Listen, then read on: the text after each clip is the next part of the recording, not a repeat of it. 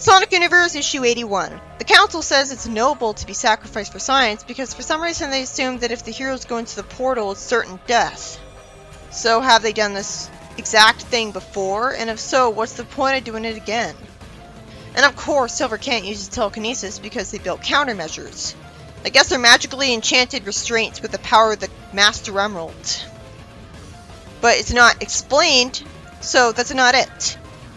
Finally, they want to begin the test, which makes me wonder why they didn't just begin on the very first page and save us a ton of melodramatic padding.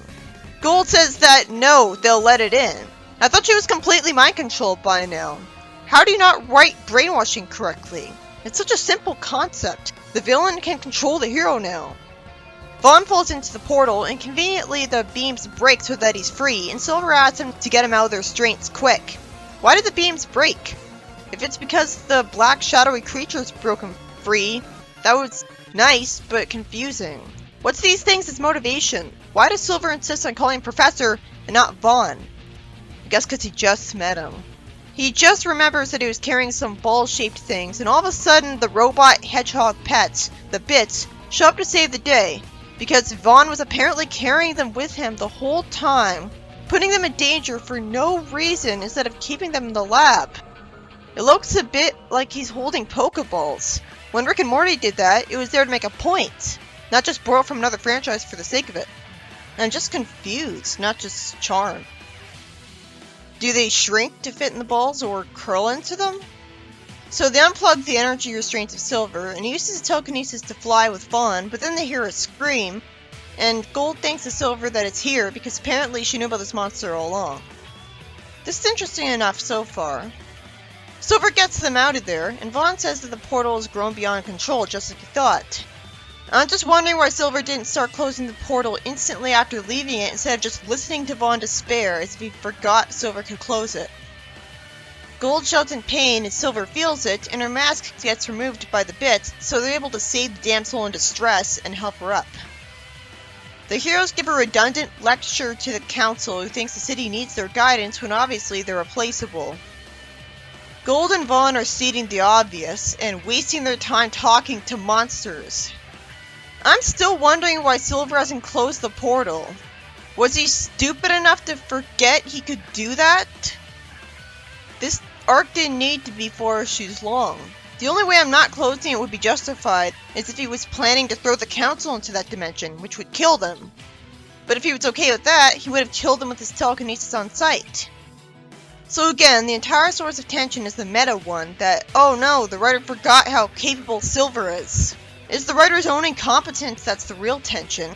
If all the council wanted to do was make a portal and have Silver explore it, well, if they're already familiar with Vaughn, shouldn't they have known he made a portal, and so this whole story didn't need to happen? Maybe he told them about the portal and they didn't believe him. They didn't even need to be against each other on opposing sides because Vaughn had wanted Silver to go into a portal anyways. If he had known the council wanted that, shouldn't he have just told them that's what he wanted to do in the first place? It's just a bit confusing that the council's evil plan was apparently the exact same thing that Vaughn wanted Silver to do. And yet Vaughn's calling them out the whole time. Probably because they're mean to Gold. Then the giant hand of that monster reaches through the portal, which could have been just one panel and not wasted an entire page. So I guess it crushes the council to death? And the heroes dodge out of the way just in time, while somehow the council didn't. Then the giant hand lifts up, and the council is completely still and white, and Vaughn asks what happened to them. They're frozen in time by the time meter, right? Well, it's magical, it's probably full of chaos force, so it makes sense. I just assumed they were simply crushed to death. They fall off a tower, and Silver catches them, floating everyone with magic as the monster threatens them. Wait, why is it called Second Devour instead of simply the Time Eater?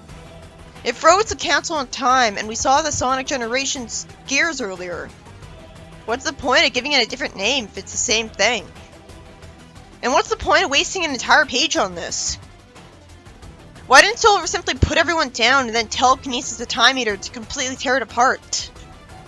Silver and the rest are sent to the pavement, I guess, and arbitrarily Vaughn's knocked out while everyone else is able to stand just fine.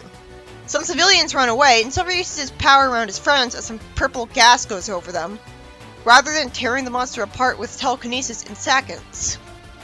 The only reason there's any tension is because you know the writer's not using him to his full potential and just wimpifying him to force a tense plot. Silver and tense plots can't actually make sense. This monster's a sitting duck. Gold says that's happening all over again, and when the monster had taken her world, all she could do was run. So why was she spared? How? So that's supposed to be why she knew this monster would show up. Her having a psychic vision of it would have been simple and easy to understand. In fact, I remembered it being that way. Because this is so confusing that it's forgettable. She didn't need to be written that way if I'm just confused. How would she be the only survivor? Oh, she got tucked into a portal. Why not everyone else? And instead of her being consumed by the monster and killed by its stomach acids, that conveniently brought her straight to the council where they outfitted and trained her. And really, they just wanted to keep a tight leash on their newest toy. What, did they somehow know she had magical powers? I assumed that she joined the council the same way that the rest of them did. That she was just another of the dictators. Nope, that makes sense. That'd keep things simple. It's so easy to remember it that way because that makes sense. I'm so bored with this weak-willed female character. I don't want entire pages wasted on her backstory. Sure is nice of the Devourer to just do nothing to them and politely wait for her to finish talking to Silver when I thought it was completely focused on attacking them before. I guess it didn't notice that Silver clearly used the telekinesis field to protect himself and decided not to go back for them. Why hasn't Silver just torn it apart yet? Instead, an entire page is wasted on Gold despairing, and Silver saying that even he's sick of the meme associated with him. This is so forced. They would have all had faith in him and he would have killed him immediately. Silver wants to get back to the professor's lab to fix this, and shockingly the story ends when it could have easily just ended the arc in this issue by tearing apart the monster. Instead, the monster conveniently forgot all about his grudge against him and decided to get distracted by a butterfly and go after everyone else, with no benefit to itself. This issue is by Even Stanley. It was good for the most part.